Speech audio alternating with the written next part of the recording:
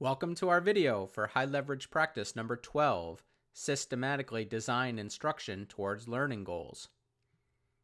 There are 22 high leverage practices for special education spread across 4 domains. Systematically Design Instruction falls under the instruction domain. This video is broken into 2 parts. In part 1, we provide a definition and rationale for systematically designing instruction towards specific learning goals. In part 2, we highlight and demonstrate 3 key components of this HLP. Part 1. What is systematically designed instruction? Systematic instruction is a well-researched instructional approach available to general and special education teachers working with students with disabilities. But what is it? Many students with disabilities struggle to learn content, especially when the new information holds little, if any, relevance to their life. As a result, students may not learn important content when it is first presented, and teachers typically move quickly from topic to topic in order to keep up with curriculum pacing guides and prepare students for various assessments. Because content in most subjects is additive, deficits in prior knowledge can snowball into significant gaps that result in student frustration and failure. Teachers who systematically design instruction towards specific learning goals are cognizant of this issue and take important steps towards a positive solution. The hallmark of systematic instruction is teachers establish clear learning goals for students. They sequence each lesson to explicitly connect to previously learned material, all while using explicit scaffolds to help support acquisition of new knowledge.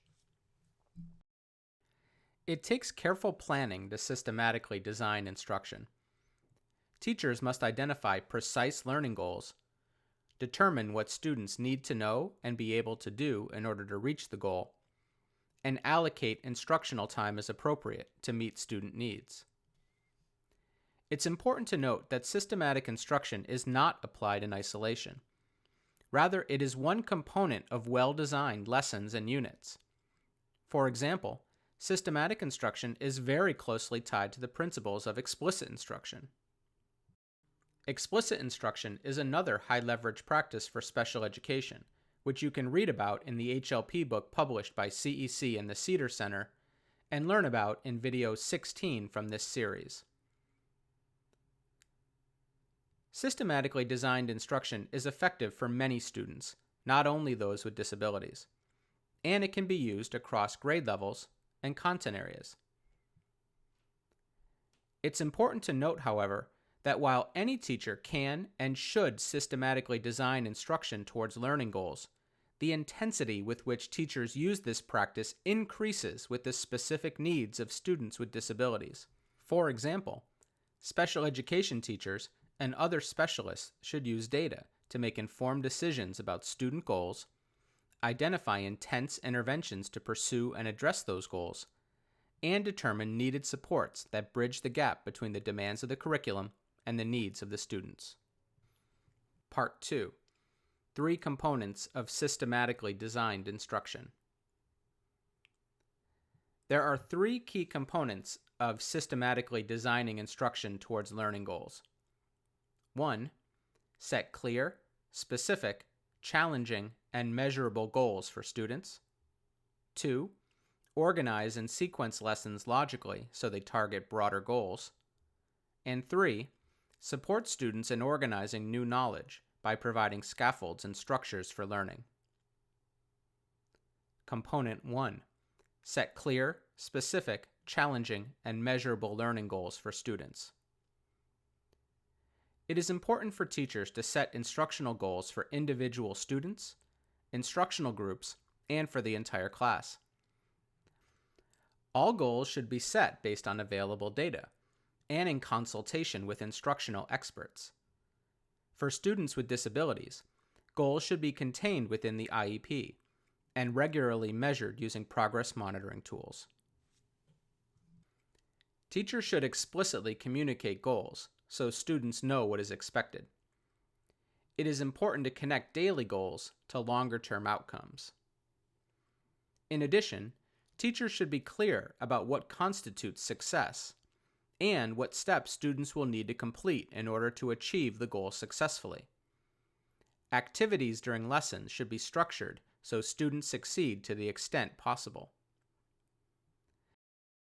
In the following clip showing a small group mathematics lesson, Ms. Sarah Melvin connects prior knowledge and a prior learning goal to the goal of today's lesson. Note how she is providing multiple opportunities to respond and providing feedback to her students. Today in home group, we discussed how multiplication is a shortcut for repeated addition, right? Yeah. And this week we're focusing on our multiples of 3 and 6. Thinking back to our last unit, what are some ways we can represent multiplication using models? Raise your hand and give me an idea. Marco? Array. An array. Awesome. Devin? Equal groups. Perfect. Yeah. Repeated addition. Repeated addition. Have any others? What about on a number line? Number line. Awesome. Okay, today our focus is going to be on equal groups and number lines. Component 2. Organize and sequence lessons logically. We mentioned previously that teachers should explicitly state how the current lesson or activity fits in the sequence of what else students have been doing and learning. In addition, activities should explicitly support students' progress towards learning goals. By logically sequencing skills, teachers can scaffold instruction to support performance and progress. For example, in a systematically designed lesson or unit, less complex knowledge and skills are taught before more complex concepts. Frequently used content is taught before less frequently used content, and teachers explicitly teach students skills and procedures needed for independent use. Teachers are explicit about confirming students' critical background knowledge and reteach as needed. In a more intensive educational setting, goals might be broken down into smaller increments, but it should still be clear to students how the goal or its increments connect to prior and future learning.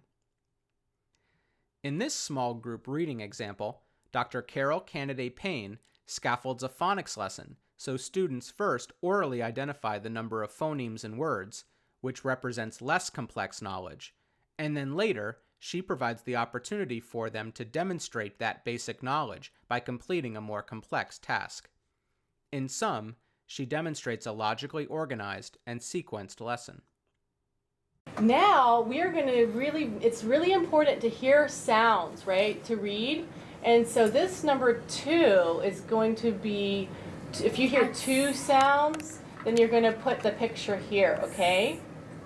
Okay, we're sorting pictures by how many sounds they have. 2 sounds, put up a number 2. Okay, cool. And 3 sounds, good. And 4 sounds. All right. Raise your hand and tell me, what does it mean? What is rabbit talk? Alexis. Fast. Fast. Okay, so like if we say this word, we're going to say it really Ice. fast. We're going to say ice, Ice. right? Really fast. Okay, so what is turtle talk? McKinley. Slow. Slow. We stretch it out and we say ice, right? Okay, cool. All right, so here we go. First, let's be the rabbit. Ready, go. Ice. Ice. Ice. Everybody, let's do it again. Ready, go. Ice. All right, let's stretch it out like a turtle. Ice. Let's count the sounds we just heard. Ice. 2. So point where you would put it. Put it right there. Okay, cool. All right. So now let's try to write one of these. Let's write the word pot. Raise your hand and tell me, this is the first sound we hear goes here, then the second sound, then the third sound. What do I put here? P. Austin? P. P. Okay. P for pot. Let's stretch it out again like a turtle. Pot. What do I put in here? Component 3. Support students in organizing new knowledge by providing scaffolds and structures for learning. By making explicit connections among content and skills, either with graphic organizers or other organization tools, teachers can help students see relationships among facts and concepts, maximize retention of new information, deepen understanding of material, and help students apply new knowledge or skills independently. A key to providing high-quality systematic instruction is to show students a variety of ways to interact with or demonstrate the skill or concept being taught. Using manipulatives, graphic organizers, and other visual aids and tools, students are supported in their organization of new information. It's important to note, however, that the teacher must explicitly teach students how these aids should be used to boost their learning. Providing a model to students of how they should use these tools to organize their knowledge, and opportunities for them to practice using the tools and receive feedback on their practice are all vital steps in systematically designing instruction. Supports for students with disabilities should be individualized per their IEP. In a more intensive learning environment, the teacher should carefully select a scaffold or tool, such as a graphic organizer, that provides individualized support. In this setting, students also need teachers to model when and how the support should be used, and also need multiple opportunities to practice and receive feedback using the support. In this final clip showing an intensive mathematics lesson, Mrs. Sadai Khan scaffolds her students' success for solving word problems by explicitly modeling use of a strategy and using manipulatives. Molly, we are going to do some word problems today. I'm going to do one all by myself, and then we're going to do some together, and then you are going to do some all by yourself. Okay. Here I have a tool that I like to use to help me remember the steps to solving a word problem. So here, the first step I do is read the problem and think, what is the problem about? Then for step 2, I reread the problem and try to figure out what are they asking me. I have to do step 3 and think, what operation should I use? Do I need to add, subtract, multiply, or divide? And then step 4, check my answer and think, does my answer make sense? Is my math correct? So I like to keep this tool in front of me when I'm solving word problems to make sure that I'm doing everything correctly and I'm getting the right answer. So I'm going to start by doing one all by myself, and I want you to see how I would do it. There are 9 students playing on the grass. 6 more join them. How many are playing on the grass in all? I would say to myself, what is this problem about? It's about students playing in the grass. What is the problem asking me? It wants to know how many kids are playing all together. So from that, I can tell that this problem wants me to do some addition. How many are playing in the grass in all? So I'm going to get some blocks because it helps if I can see what I'm working with. And I know that there are 9 students playing in the grass, so I'll count out 9. And I'm going to go ahead and write on the table 9. And then it says 6 more join them. So I'm going to go back to my bag of manipulatives and add 6 more blocks. And I'll go ahead and write a big 6 on the table. So I remember when I went through my steps, I had to figure out what the problem was asking me to do. And I remember it was to add. So between my numbers, I'm going to write that plus sign because that means I need to add. So now I need to add 9 plus 6 to figure out how many I will You have need your altogether. equal sign. Thanks for reminding me. I went ahead and wrote that equal sign there. So I'm going to add, or I'm going to combine all of my blocks now to see how many kids were playing in the grass all together. When I added the 9 plus 6, I got 15. How many are playing in the grass in all? 15 students are playing all together in the grass. So that's how I solved my problem. I used my tool to remind me of the steps that I needed to take. I wrote on the table so I could see my equation, but I also used manipulatives to help me combine all of those numbers together to get my final answer. Do you think we can try one together? Okay. In the previous clip, Mrs. Khan provided the modeling and solved the problem. Afterwards, she continued with a high level of scaffolding to support Molly's attempts to use the strategy and become independent. In summary, systematic instruction begins at the planning phase, when teachers carefully consider students' performance in light of curricular demands.